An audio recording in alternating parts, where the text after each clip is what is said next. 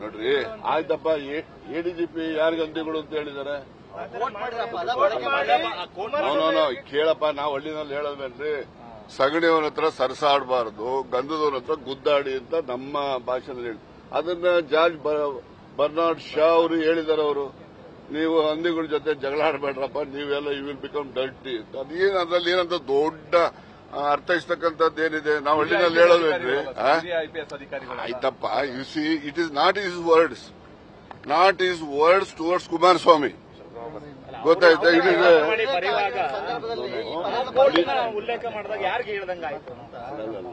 ಅವ್ರು ಹೇಳಿದ್ ನೋಡಿ, ನೀವು ಅದನ್ನು ಅರ್ಥೈಸ್ತಕ್ಕಂಥದ್ದು ನೀವು ಮೊದಲು ಓದಿ.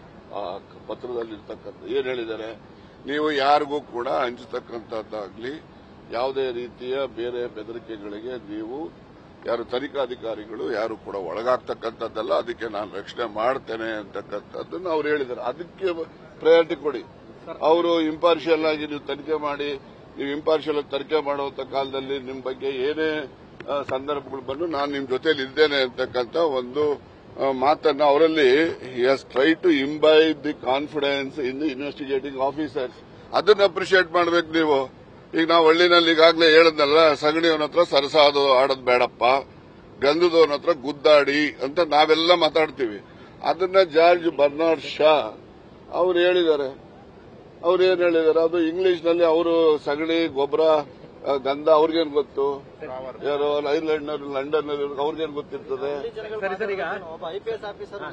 ನಾನು ಹೇಳೋದು, ಕೇಳ್ರಿ, ಇಲ್ಲಿ ನೀವೆಲ್ಲ ಸುಮ್ನೆ ನೀವು ಅದನ್ನ ಸರಿಯಾಗಿ ಜನಗಳಿಗೆ ಮನವರಿಕೆ ಮಾಡಿ. ಅದರಲ್ಲಿ ಯಾರಿಗೆ ಹೇಳಿದ್ದಾರೆ? ಅವರು ಯಾರಿಗೆ ಹೇಳಿದ್ದಾರೆ ಹೇಳ್ರ? ಕುಮಾರಸ್ವಾಮಿ ವಿರುದ್ಧ ಅಂತೆಲ್ಲ ಇದ್ರಿ ಅವರು.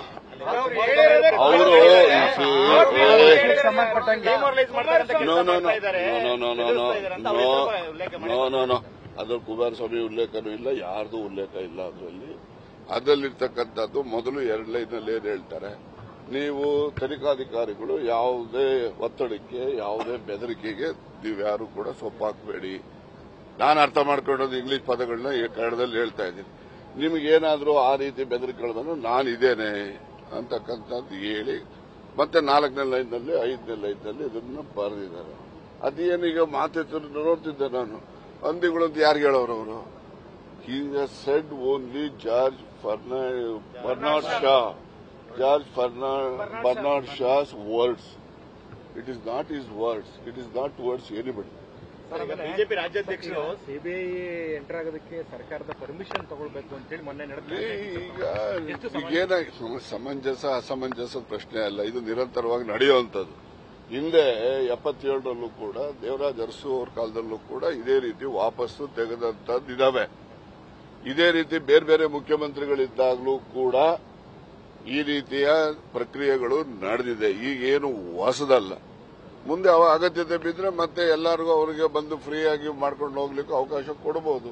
ಈಗ ಬರೀ ಕರ್ನಾಟಕ ಸರ್ಕಾರ ಮಾಡಿದೆ ಅಂತಲ್ಲ, ಬಿಜೆಪಿ ರೂಲ್ ಸ್ಟೇಟ್ ಅಲ್ಲಿ ಎಷ್ಟು ಕಡೆ ಅವರು ವಾಪಸ್ ತಗೊಂಡಿಲ್ಲ ಸಿಬಿಐ ಪರ್ಮಿಷನ್. ಬರೀ ಇಲ್ಲಿ ಮಾಡಿದ್ರೆ ಮಾತ್ರ ಅದು ದೊಡ್ಡ ಇದು ಅಂತೇಳಿ ಮೋದಿ ಅವರು ಅಲ್ಲೂ ಮಾತಾಡ್ತಾರೆ, ಇಲ್ಲೂ ಮಾತಾಡ್ತಾರೆ. ಎಲ್ಲಿ ಹರಿಯಾಣ ಎಲೆಕ್ಷನ್ ಅಲ್ಲೆಲ್ಲ ಮಾತಾಡ್ಲಿ, ನಮ್ದೇನು ಅಡ್ಡಿ ಇಲ್ಲ. ಪ್ರಜಾಪ್ರಭುತ್ವದಲ್ಲಿ ವಾಕ್ ಸ್ವಾತಂತ್ರ್ಯ ಇದೆ, ಯಾರು ಬೇಕಾದ್ರೂ ಏನ್ ಬೇಕಾದ್ರೂ ಮಾತಾಡಬಹುದು, ಮಾತಾಡ್ಲಿ. ಆದ್ರೆ ಅದಕ್ಕೆ ಅಷ್ಟೊಂದು ದೊಡ್ಡ ಮಹಾ ತಪ್ಪು ಮಾಡಿಬಿಟ್ಟಿದಾರೇನೋ ಅನ್ನೋ ರೀತಿಯಲ್ಲಿ ಬಿಂಬಿಸ್ತಕ್ಕಂಥದ್ದು ಅದು ಸಾಧು ಅಲ್ಲ ಅಂತೇಳಿ ನನ್ನ ಅಭಿಪ್ರಾಯ. ನ್ಯೂಸ್ ಫಸ್ಟ್, ನಿರ್ಭೀತಿಯಿಂದ ನಿಮ್ಮ ಪರವಾಗಿ.